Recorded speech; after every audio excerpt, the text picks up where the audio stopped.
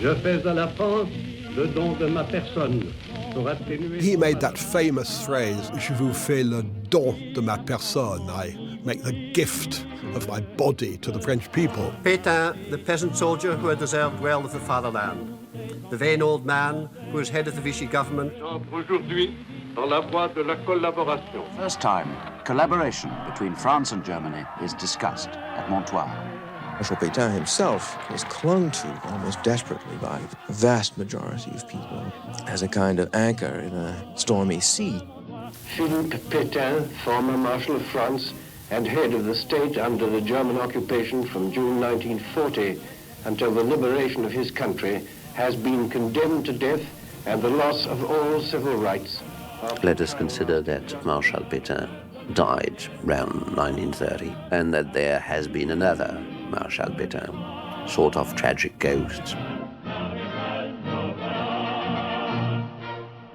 It's just taken the French so long to come to terms with that part of history. But surely people don't still believe that Laval collaborated while Pétain resisted. Incredibly, they do. They dug up his grave, they stole the coffin, they took it back in a white van that they had rented for the occasion. The far right in France is still full of Third Reich nostalgists, including in the Le Pen family party. Another colleague paid tribute on social media to Marshal Pétain, the World War II French collaborationist with the Nazis.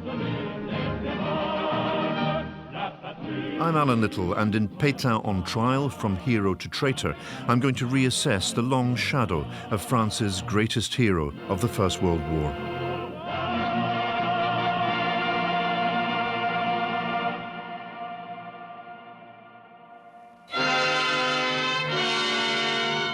This is the Palais de Justice, where Pétain, Marshal of France and hero of Verdun, is on trial for his life, on charges of plotting against the internal security of his country and collaboration with the enemy.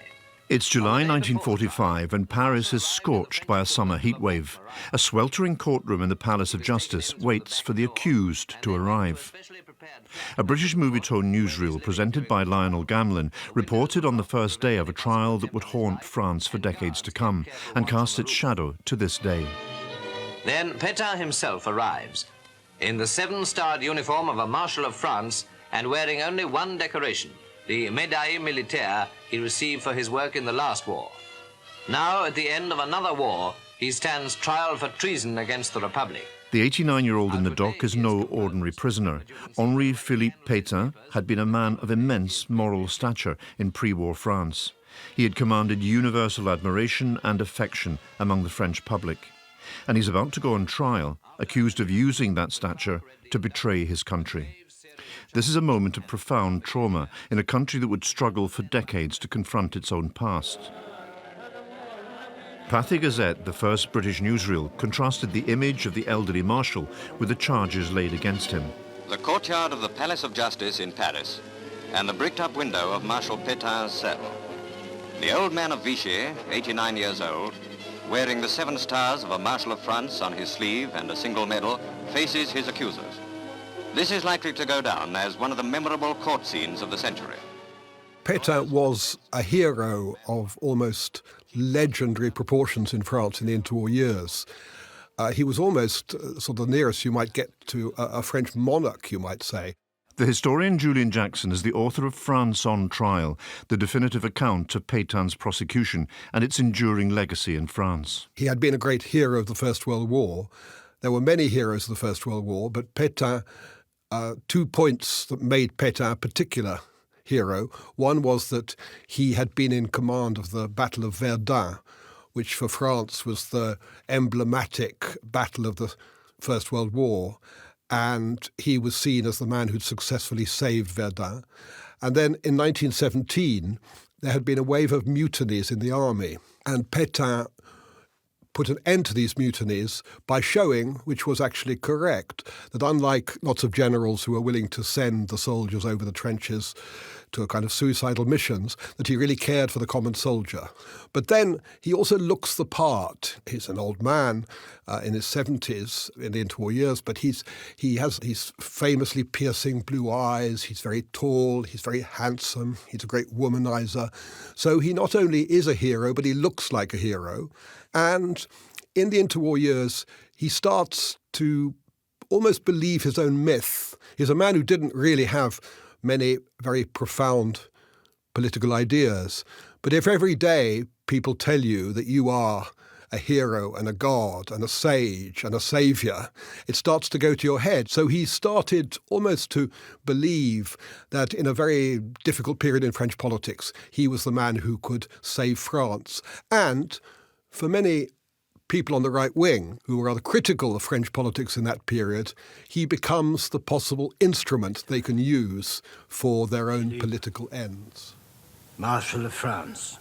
A national hero, the saviour of the fatherland, a figure of classical stature like some noble Roman of the Republic.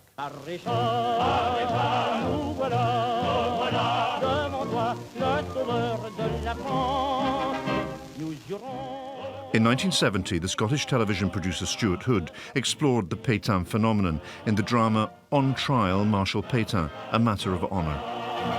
Pétain, the peasant soldier who had deserved well of the fatherland, the vain old man who was head of the Vichy government, replaced the great revolutionary slogan, liberty, equality, fraternity, with the paternalistic work, family, fatherland. Work, family, fatherland. Pétain stood accused of usurping the values and institutions of the French Republic, values that emerged from the upheaval of the French Revolution, and replacing them with values that aligned with those of Nazi Germany. In the 2014 BBC Two series, The Long Shadow, the historian David Reynolds looked back at a pivotal point in Pétain's embrace of right-wing authoritarianism.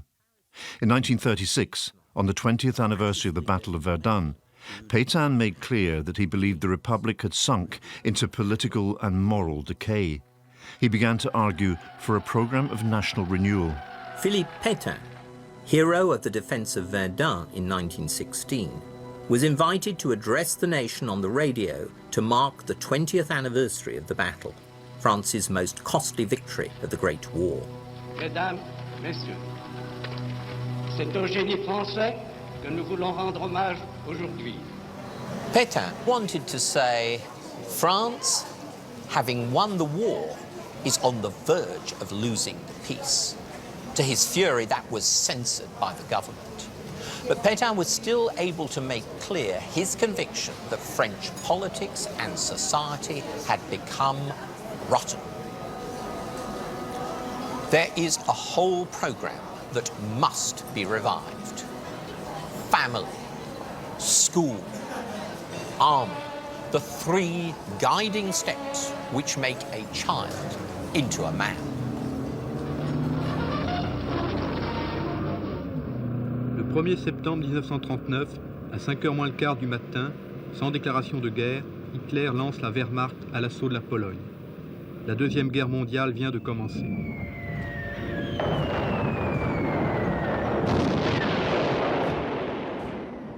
When war came again in 1939, France was quickly outgunned and overrun by Nazi Germany. By May 1940, it faced a choice: fight on despite devastating losses, or seek peace with the enemy. This was, for Pétain and for France, a fateful moment. Mesdames, Messieurs, Monsieur le Maréchal Pétain, président du Conseil des ministres, vous parle. Français, à l'appel de Monsieur le Président. Pétain became Prime Minister on June the 16th. The next day, he addressed the nation to announce his intention to seek an armistice with Germany. He believed he was using his peerless reputation to save the nation. I offer you, he said, the gift of my person. Je fais à la France le don de ma personne pour atténuer son malheur. En ces heures douloureuses, je pense aux malheureux. Pétain's decision was popular at that time. Julian Jackson, Emeritus Professor of Modern French History, Queen Mary University, London. When he made that famous phrase, je vous fais le don de ma personne, I make the gift of my person, my body, to the French people, which is almost like a religious, sacrificial idea. I don't think he thought he was sacrificing his honour. Later, at his trial, one of the defences of Pétain became he sacrificed his honour to protect the people of France from the worst excesses of the occupation. But I think when he made that phrase, when he uttered that phrase in 1940, I think he thought his view was that the armistice was an honourable end to what had become, when I say a terrible massacre, you've got to remember that in 1940, as the Germans advanced through France, millions, and I mean millions, 6 million, 10 million French people fled their homes, fled to the south, desperately wanted to get away from the advancing Germans. And so this was a country in a kind of moral, social, civic breakdown. It's like a society imploding. And so when he made that statement, Pétain saw himself as the man to heal the wounds. That was the self-presentation. Now the French are in the process of changing their hereditary enemies. For the first time, collaboration between France and Germany is discussed at Montoire. Then, in October, 4 months after taking power, Pétain agreed to meet Adolf Hitler in the town of Montoire. Germany was still holding millions of French prisoners of war. Despite this, at Montoire, Pétain was photographed shaking hands with the Nazi dictator. I am glad, says the Führer, to shake the hand of a Frenchman who was not responsible for this war. In the 1968 BBC TV series 5 Faces of War, Michael Hill pinpointed the Montoire handshake as a pivotal moment. But what will the Pétain meeting do for the prisoners? Some came back. Some, more than 100,000, escaped. But by the end of the war, nearly 1.5 out of the 2 million were still in the camps they were sent to. For 4 years, they will be a medium of exchange. They will be the hostages of collaboration. They are fit and well, say these propaganda pictures. Well treated, but they will not be home before winter, as everyone had said. Pétain's deal with Hitler had ended the war. Most French people, including many who would go on to join the resistance, supported Pétain. Julian Jackson. One of the reasons for the belief in Pétain in 1940 by many future resistors was that secretly the old man was doing his best behind the scenes to defend French interests, that possibly he was even working hand in hand with Churchill, with de Gaulle. The handshake with Hitler was a devastating blow to that comforting illusion. And then he has this meeting with Hitler. And the key for the Germans was the photograph, which, of course, to have Hitler, the Austrian corporal from the First World War, who was, I think, a little bit awed at meeting the old war hero, shaking hands was a propaganda coup for the Germans. The pact with Hitler allowed Pétain to halt what he saw as the moral collapse of the French Republic and replace it with an authoritarian, Christian, conservative, almost monarchical France. It would be a national revolution to return to the values that had been swept away by the Revolution of 1789. Pétain would portray himself as a shield protecting the French from the worst excesses of German occupation, a defence Pétain would later employ in his trial. A suscité désespérance et provoqué des inquiétudes. Je vous dois à ce sujet quelques explications. 6 days after Montoire, Pétain took to the airwaves again to calm the nation's nerves and explain himself. C'est dans l'honneur et pour maintenir l'unité française, une unité de 10 siècles, dans le cadre d'une activité constructive du nouvel ordre européen, que j'entre aujourd'hui dans la voie de la collaboration. It is with honour, Pétain tells his people, that I set forth today on the path of collaboration. This was a moment that would load the word collaboration with a political and moral significance that it had never carried before. In time, it would come to be associated with a powerful and enduring legacy of shame. For France too. For in French society, the collaborating head of the Vichy government was adored. In 1968, the BBC series 5 Faces of War described the public esteem in which Pétain was held after, and perhaps even because of, his pact with Hitler. In the homes of the French people, he becomes both a religious picture and a family portrait. This one-time savior of France again tries to lead the nation in its time of agony. Strangely enough, the 85-year-old Maréchal is one of the few men for whom Hitler felt a genuine admiration. Perhaps because he had once played a major role in the military defeat of Germany.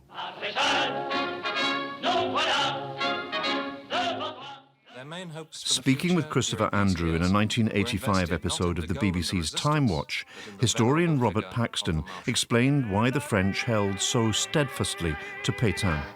I think in the summer of 1940 he was immensely popular, and he was much more popular than the regime ever was. Marshal Pétain himself was clung to almost desperately by the vast majority of people as a kind of anchor in a stormy sea. There was even an unofficial new French anthem. It was called Maréchal nous voilà, Marshal, here we are before you.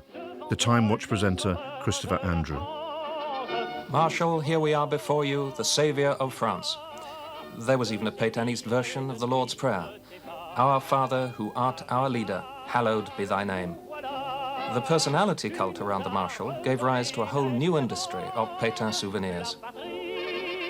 At the end of 1940, 10 million cards bearing the Pétain portrait were sold for Christmas and the New Year. During the same period, school children sent the Marshal over 1 million of their drawings. There was even a Pétain comic book entitled Once Upon a Time, There Was a Marshal of France. And it begins just like a fairy story. Once upon a time, there was a Marshal of France, whose appearance was so noble, whose look was so straight, whose voice was so soft, that everyone didn't simply admire him, they loved him.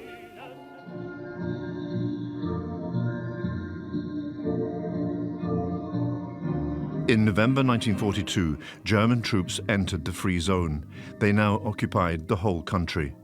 The notion of Pétain as the shield of the French nation no longer held. Pétain had the chance at this moment to move his government to free French territory in North Africa and join the Allies. But he stayed in Vichy. This too was a fateful moment. At his subsequent trial, the prosecution would make much of this decision. Why did he choose not to go? Julian Jackson. He was this semi-Christ-like figure. At his trial, some of his defenders said, Pétain with his crown of thorns. There was a lot of talk about this, the sacrifice that he made in November 1942. Why he didn't leave is in itself an interesting question. Had he left, I think he might have been able to salvage something, but I'm not personally convinced. I think by then it was too late to salvage much. In August 1944, Allied troops entered Paris.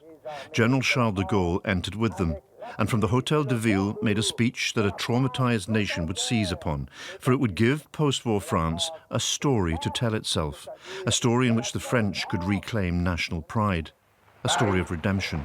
Paris outragé, Paris brisé, Paris martyrisé, mais Paris libéré, libéré par lui-même, libéré par son peuple. Paris, Paris outraged, de Gaulle exclaimed. Paris broken, Paris martyred, but Paris liberated. De Gaulle proclaimed, even as American troops were everywhere in the streets of the French capital, that Paris had been liberated by its own people and by the armies of France. The Western allies, the British and Americans and others, he barely acknowledged. And he drew a distinction between the real France, the France of resistance, and the fake Vichy France of collaboration. The necessary task ahead was to hold to account that fake France that had so betrayed the Republic. The road to renewal, to national healing, now ran through the pursuit of justice.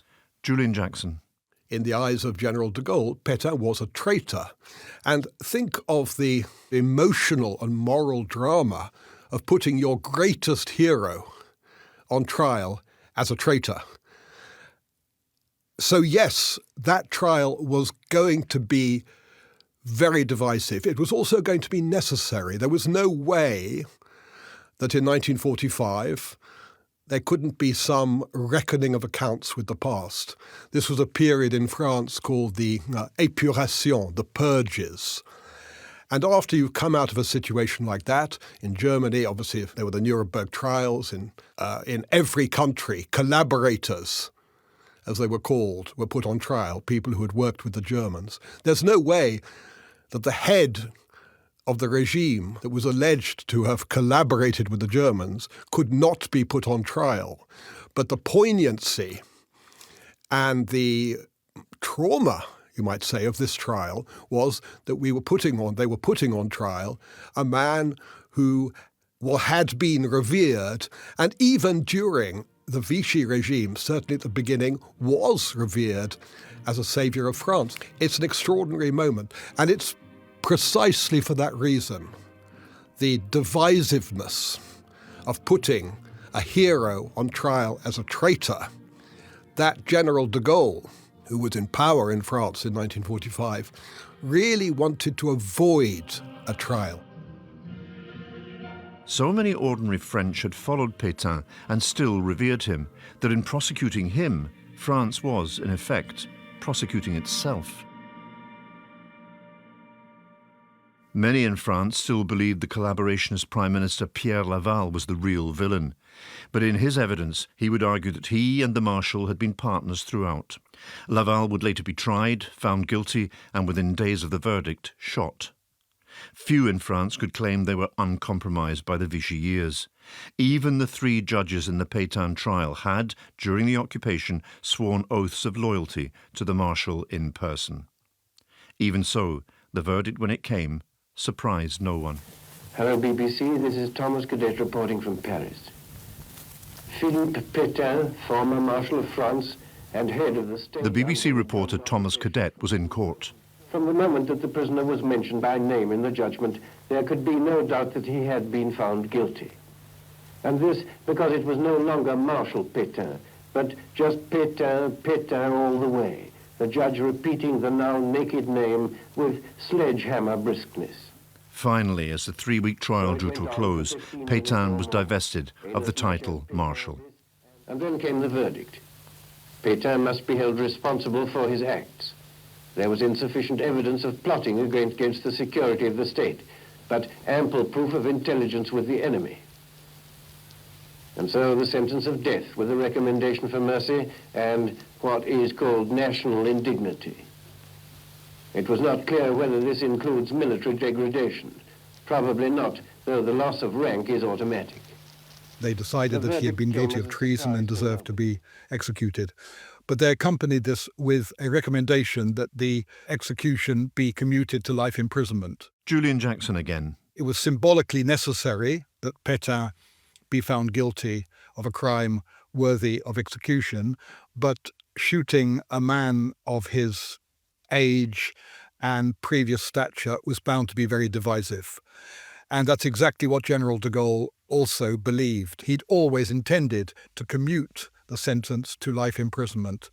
And the idea was, we're not going to turn Pétain into a martyr or a hero. We're quietly going to forget him. So he's sent to a prison in a little island of the west coast of France, which is called the Ile Dieu.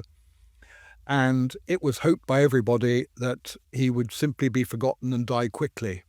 His last years, whatever advancing senility there was in the trial, by the end he had completely lost his mind. It's a pathetic end, really. He had advanced Alzheimer's. He didn't know where he was or who he was. But the key thing for the authorities, for the governments that succeeded de Gaulle, was let's not think about him anymore. On the French island where he had been imprisoned since 1945, ex-Marshal Pétain died on Monday, aged 95. In 1916, Pétain made his... But he dies in 1951, and the truth is that except in these circles of the extreme right, he's pretty well forgotten. Behind him walks General Weygand.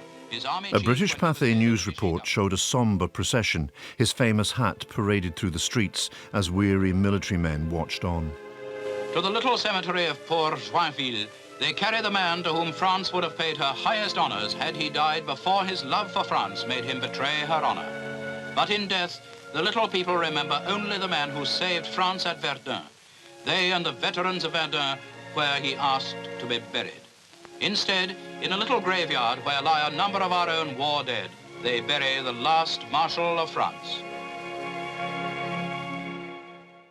6 years on from the trial, the report uncritically presented the argument, one cultivated by Pétain himself, that it was his patriotism that had led him down the path of collaboration. Some on the far right of French politics began to build a cult of martyrdom around their fallen hero and launched a movement for the defence of the memory of Marshal Pétain. They wanted his body exhumed and reburied at Verdun alongside those of the men he'd led in the First World War. So their way of rehabilitating Pétain was to particularly seize upon the Pétain of the First World War. Julian Jackson. Say, isn't it terrible that whatever happened afterwards, the great old martial hero is not buried with the soldiers he commanded at Verdun? Didn't have a lot of traction with public opinion, but it kept him sort of in the news. And he was kept a bit more in the news when a group of fanatics of this kind in 1973 made the journey to the island. At night, they went into the cemetery, they dug up his grave, they stole the coffin, they took it back secretly in a white van that they had rented for the occasion. And their idea was to use his body as a kind of bargaining counter with the government. We'll give you the body back if you transfer the old marshal to Verdun. And this was completely absurd. It made them a bit of a laughingstock in the end, because they were tracked down very quickly by the police, and it was found that Pétain's coffin was in a disaffected garage in the outskirts of Paris. So the whole thing was a bit of a farce.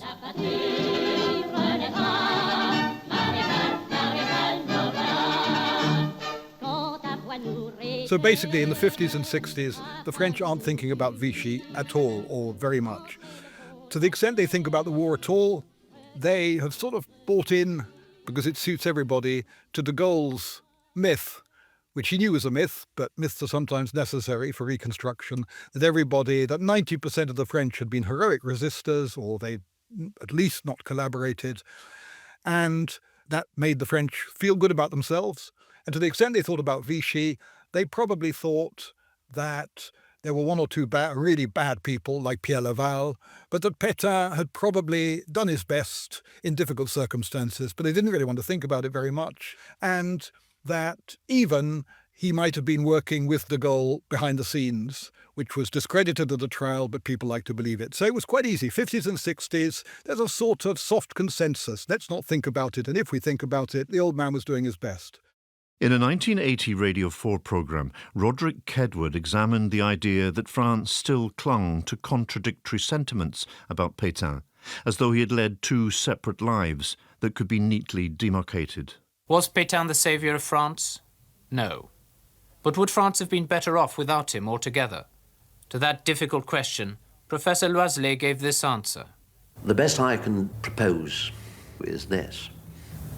Let us consider that Marshal Pétain died sometime around 1930, and that there has been another Marshal Pétain, sort of ghost, tragic ghost. So I should say, let time forget the second part of his life. Kedward travelled to Vichy to discover that Pétain lingered in the affections of many in France. Perhaps, as one historian has shrewdly remarked, Laval's very unpopularity made him indispensable as Pétain's right-hand man. Laval could take all the blame. But surely people don't still believe that Laval collaborated while Pétain resisted.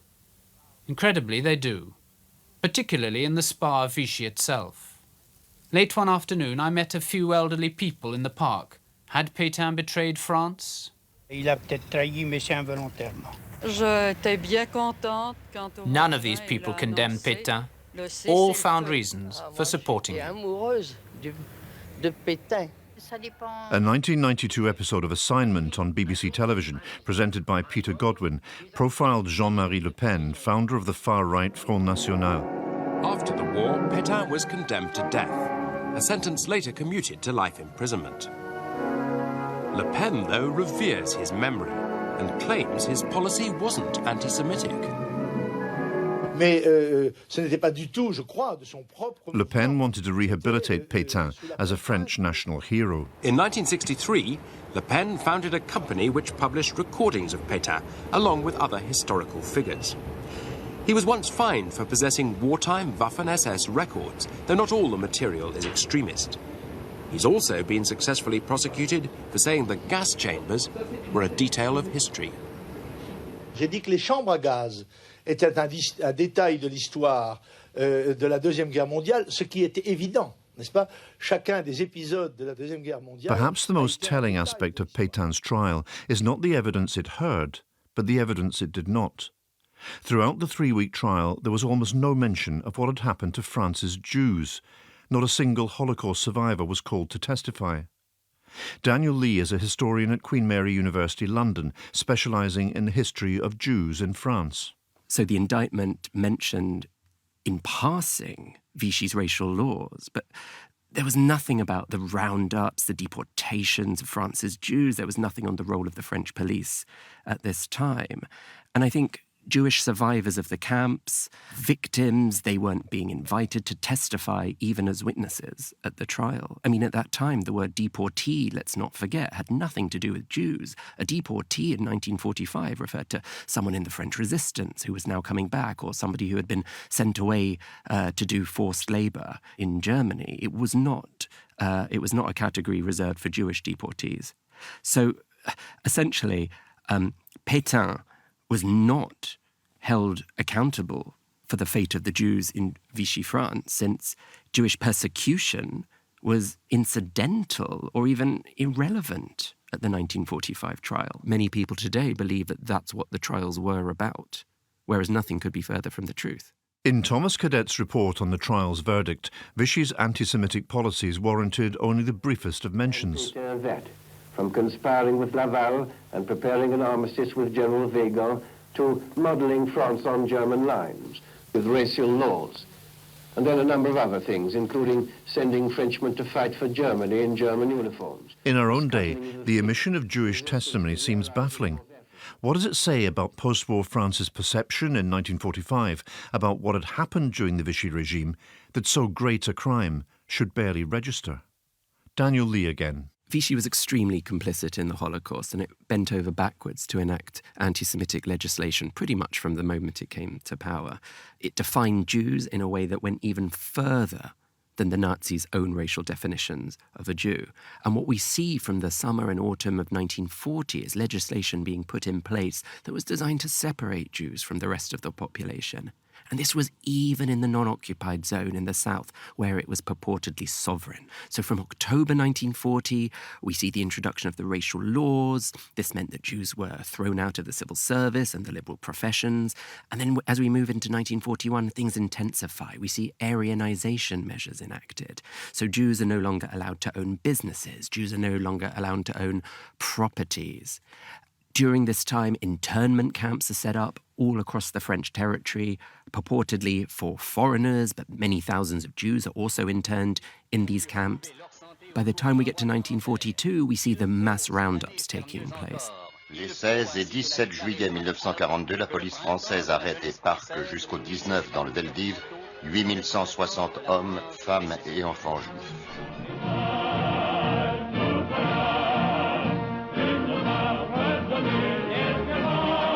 Maréchal nous voilà, the unofficial Vichy anthem, is attributed to André Montagnard and Charles Cortiou. But the tune is taken from a song composed in 1933 by the Polish composer Kazimierz Oberfeld, who, as a Jew, was deported to Auschwitz in 1945, where he was murdered.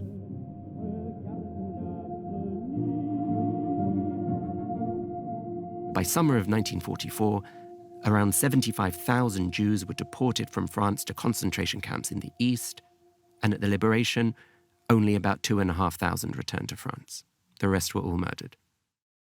One of the stars of the Pétain trial had been a young lawyer called Jacques Isorny, a member of Pétain's defence team. He would go on to have a career in far-right politics and would dedicate much of his life to trying to restore Pétain's hero status. The attempt to whitewash Pétain's record took his defence lawyers into bizarre territory. The Marshal had actively protected French Jews, they argued, by rounding up and deporting mostly foreign Jews to satisfy the Nazis. Daniel Lee again. Certain myths emerged during Pétain's trial. So, for example, Jacques Isorny famously said that Pétain had tried to protect France's Jews. And, you know, this is something which is totally false, but Isorny says it there and then. And this is something that has ever since been picked up by many people seeking to rehabilitate Pétain on the extreme right in French politics. So it's really in the late 1960s that the Holocaust becomes a topic in France. 14 juin 1940, les Allemands occupent Paris. À Clermont comme ailleurs. One of the reasons for this is the screening of the film The Sorrow and the Pity, the famous Marcel Auful's film, which took a very long time even to be screened publicly in France. And then following that, there was the release of Robert Paxton's 1972 book, Vichy France, which really showed the extent to which Vichy bent over backwards to collaborate with the Nazis. Why did it take so long? Julian Jackson says France buried its past beneath the Gaullist myth for decades. It was only in the 1970s and 80s that a public appetite to see beyond that myth developed. In the 1980s, the Jewish issue becomes very central. Suddenly, people are aware that the Holocaust was something particular. And so then the French start to think, what happened to the Jews in the war? And more, the subject is talked about. In France, many Frenchmen are being forced to remember things they would rather forget. Klaus Barbie, former head of the Gestapo in Lyon, is now awaiting trial for war crimes. In 1983, the BBC's Time Watch sent Christopher Andrew on assignment to excavate this buried part of French history. This is Drancy, a rather run-down housing estate in the Paris suburbs. 40 years ago, it was a concentration camp for Jews awaiting deportation to the German death camps in Eastern Europe. But this concentration camp, unlike those in the East, was run mainly by the French. The Jews interned at Drancy were guarded by French gendarmes. In July 1942, SS General Auberg wrote to Bousquet, the French chief of police, to congratulate him on the collaboration between the French police and the SS on the Jewish question. Nous sommes arrivés à Drancy, ma petite We arrived at Drancy, my little sister and I. She was 5 and I was 10 years old, after a terrible journey in a bus from the station. They pointed us straight away to a small corner of a filthy room. We had lost all self-control. We were very dirty and very soon we were covered with vermin. Couverte très vite de vermine. One day I was passing the kitchen. I was so hungry I stole a carrot that I wanted to share with my sister. But they spotted me and quickly grabbed hold of me. They put me in a little cell, separating me from my sister. She was pressed against the bars, crying, screaming for them to let me out.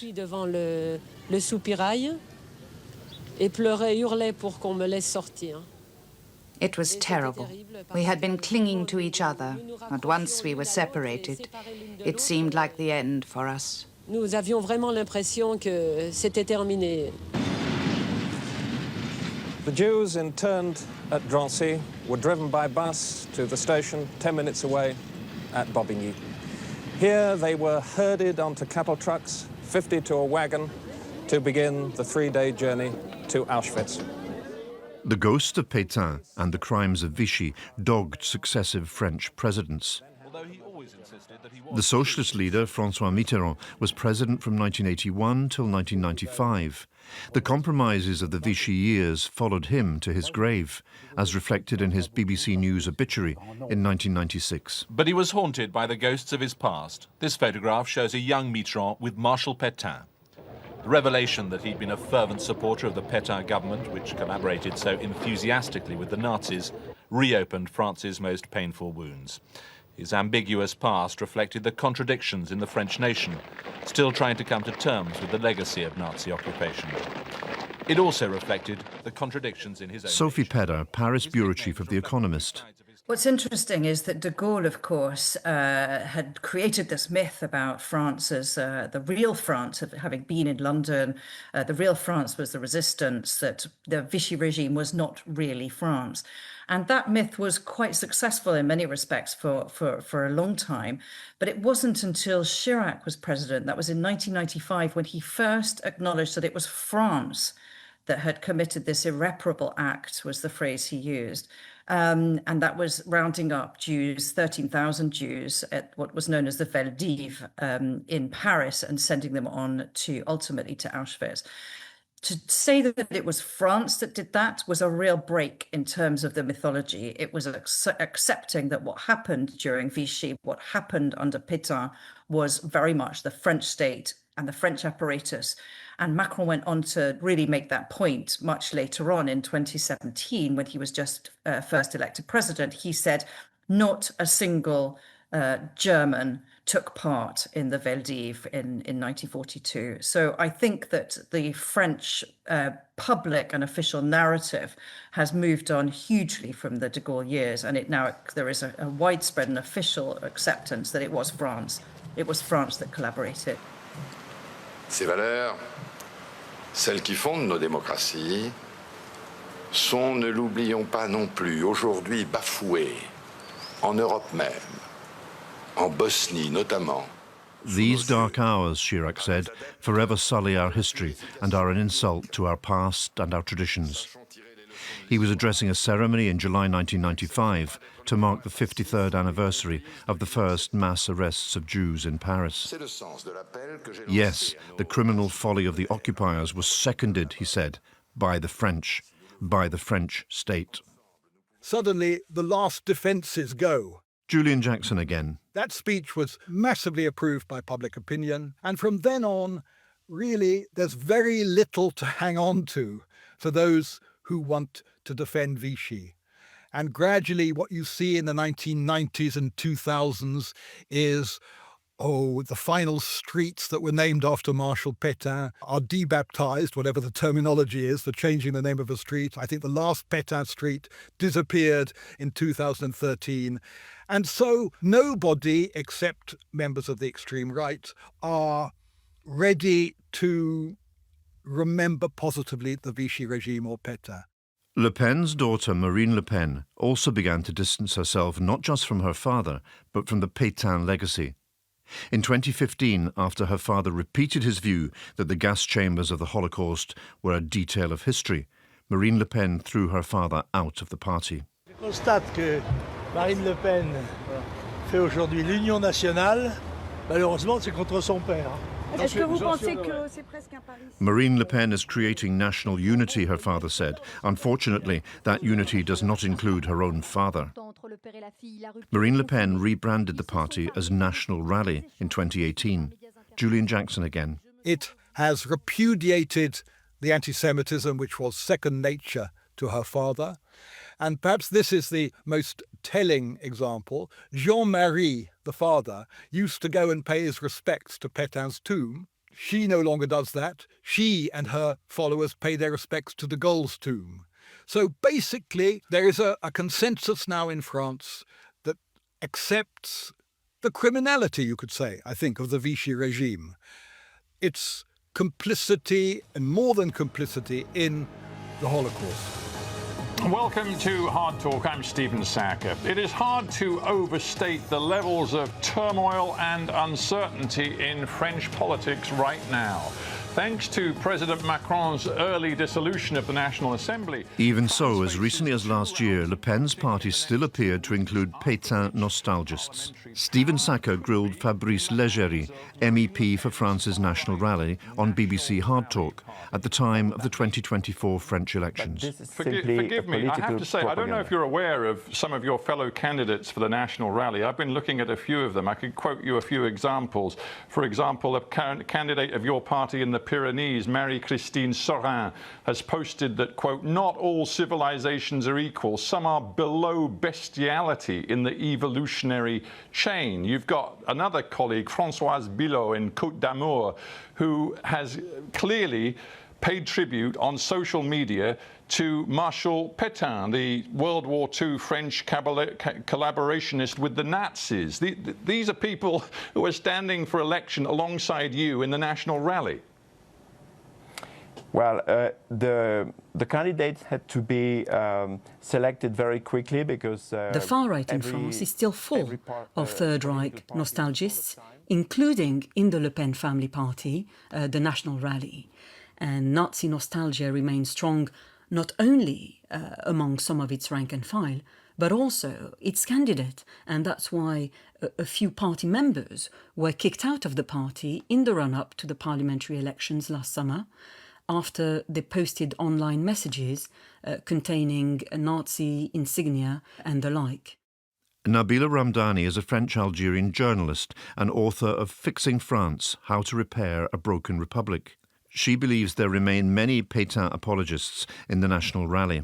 Currently, Caroline Parmentier, the 59-year-old National Rally Member of Parliament for the Pas-de-Calais, is at the centre of a racism scandal after lots of her old social media posts were uncovered by Mediapart, the French investigative news outlet. Pendant 30 ans, et au moins jusqu'en 2018, la députée Rassemblement National Caroline Parmentier a publié des écrits racistes, antisémites et homophobes d'une rare virulence. Que ce soit dans un journal pétainiste présent dont elle a été la rédactrice en chef. And among other things, Parmentier, who is Marine Le Pen's press advisor, said, and I quote, that she respected and defended Marshal Pétain. To give you another example, in April this year, Éric Zemmour, who is the far-right pundit and was the 2022 presidential election candidate, he was ordered to pay a 10,000 euro fine after being convicted of contesting crimes against humanity by saying that Philippe Pétain had in fact saved French Jews. Zemmour is currently head of the far-right Reconquête party, and he made the comments during a television debate in 2019. And of course the claims are contested by all responsible historians who have noted Pétain's well-documented antisémitisme. Que ce soit qui nuise profondément à l'unité de la nation, qui est particulièrement importante en ce jour, et puis aussi à... Well, of course, Pétain was clearly a man of his time, so making parallels with a politician operating in the 2020s is always going to be difficult. But there is no doubt that Marine Le Pen sees herself as someone with some kind of historical mission. And like Pétain, she sees herself as being intensely patriotic and committed to la patrie in a quasi-sacred way. Marine Le Pen is, of course, fiercely pro-law and order, and she defends the police against all sorts of excesses. But in my opinion, she's a small-town authoritarian with none of the military background, which initially turned Pétain into a hugely respected figure, not just in France, but globally. Hello and welcome to The World at One, with me, Sarah Montague. Then, in March this year, a political bombshell hits France as the far-right leader Marine Le Pen is banned from standing in the next presidential election. Madame Le Pen, pourquoi vous n'êtes pas restée jusqu'à... Madame Le Pen, qu'est-ce que vous à dire? She walked out of court early after being found guilty of embezzling EU funds to finance her National Rally party. What Marine Le Pen certainly does share with Pétain is a propensity towards dishonour and indeed corruption, and that's why she's now a convicted criminal subject to appeal. Sophie Perra believes Pétain remains a reference point for the French nation and its presidents, usually a reminder of dark and painful times. Today, she argues, Pétainism is also used as a tool to attack and demonise political adversaries. This happens all the time. I mean, it would happen, I can remember a time when Elisabeth Borne was the Prime Minister. She was a Prime Minister under President Macron, and she accused Marine Le Pen of being the heir of Pétain. It happened again recently on the radio when Marion Maréchal, now she's from the conservative ultra-right, the niece of Marine Le Pen. Et celle que proposait le maréchal Pétain. Qu'est-ce que c'est que cette question? Vous voyez, quand j'entends cette question, non, c'est une question. Quand j'entends cette question, je me rappelle pourquoi She started to talk about the need for family policy, and the interviewer immediately said to her, well, isn't that just what Pétain used to argue? Now, these sorts of examples are common, they're regular, and they are in a way a sort of tool for demonizing a politician, for painting them in a corner as a far-right, extreme right, nationalist right, sort of pariah persona. And that happens even today, all these years later. Quand il a dirigé la France pendant la Deuxième Guerre mondiale, in many ways, I don't think it's possible for the French to keep these two contradictory images of Pétain in their head. And this is the problem that Macron ran into when he was first elected. Je ne pardonne en rien, mais je ne gomme rien de notre histoire.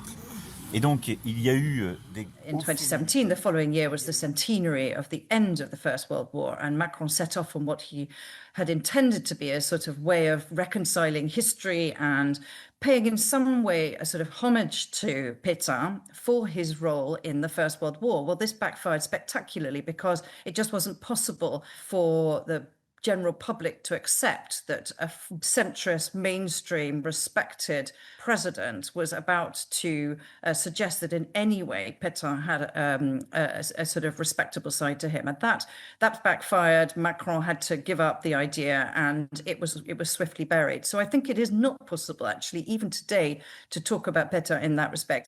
Sophie Pedder on the dual legacy of Pétain in the national psyche. For Julian Jackson, only the most extreme far right continue to defend Pétain's reputation. I think we are today in a place where nobody on what you might call the respectable right, and even the extreme right, is openly willing to defend the Vichy regime because there are no votes in it. The only person who tried was an extreme right candidate at the last election who was even to the right of Marine Le Pen, a man called Zemmour. And rather paradoxically, Zemmour is of Jewish origin, so I suppose he could say these things. And he tried to resuscitate an argument that had been put by Pétain's defenders at the trial, that Vichy regime had sacrificed foreign Jews to save French Jews. That was the idea. So basically, Zemmour's attempt to revive an old argument in defence of Pétain showed was it wasn't a vote-winning operation. He got about 7% of the vote, which you might say is not nothing, but it's hardly important. Whereas Marine Le Pen has emerged as the undisputed leader of the extreme right in France. And she will have whatever she really thinks, and I repeat, whatever she really thinks, she realises that French public opinion is no longer going to buy Pétain, the saviour of French Jews. The verdict came as a surprise to nobody. And so comes the last of a grievous business, but also perhaps the first of a grievous business. And so, too, we see the disappearance of the last remaining Marshal of France. There is more to be said, there must be more to be said, but only after observation and reflection. For the moment, enough is enough. The BBC's reporter at the trial, Thomas Cadet, was remarkably prescient. For post-war France, enough was indeed enough. The country turned its face away from Vichy. But there was indeed more to be said. France began to observe and reflect and reassess only decades later. For in 1945, France was not ready to face its immediate past. Sophie Pedder again. It was a very important moment, but I think the bigger point is that it has just taken the French, I think, so long to come to terms with that part of history because of the nature of what they had to face up to. C'est-à-dire de la seule France, de la vraie France, de la France éternelle. And because of the genius, in a way, of de Gaulle, who managed to create these very powerful myths about both the liberation, about the resistance, and about France, recreating France, setting France up again as a sort of modern democratic state. So I think that in that sense, it's not that the trial itself was part of a bigger picture of France coming to terms with what it had done. For Julian Jackson, Pétain may have been a sacrificial victim in a national catharsis, but complicity in his actions was widely shared. Today, he believes, the Marshal's case has finally been closed. The trial which happened in 1945, which may not have completely in people's minds settled the matter, it is now settled. The Pétain trial, it seems to me, is now over. Except for fanatics, nobody tries to defend Pétain as a saviour of French Jews. But I don't think that should lead us to be complacent about where France is today. 20 years ago, when I was the BBC's Paris correspondent, I met an old man who'd been a hero of the French resistance. I asked him if France was ready to be honest about the 1940s, now that we were in the 21st century. He paused for a long time, looked very distant, and said finally, "Il y a un refus de savoir." There is a refusal to know, a refusal to face up to the past. If Pétain himself no longer resonates, much of what he stood for still does. There are ideas that have become commonplace in France that are what we could call Pétainist ideas, extreme right ideas, discrimination against, in this case, North Africans. The language which was used by Vichy the whole time of, it's a French expression, français de souche. It means real French. Now, in France, that has no meaning. You're either a French citizen or you're not a French citizen. Real French doesn't exist. It was used by Vichy about the Jews. It's now being used by Marine Le Pen's party about people of North African origin. Je considère qu'en France, les Français, c'est-à-dire ceux qui ont la nationalité française, doivent avoir des avantages par rapport à ceux qui n'ont pas la nationalité française. Je ne vois pas en quoi c'est raciste. Même si ces gens-là ont cotisé. Mais madame, on peut être pour, on peut être contre. Non. Même si ces gens-là ont travaillé et cotisé.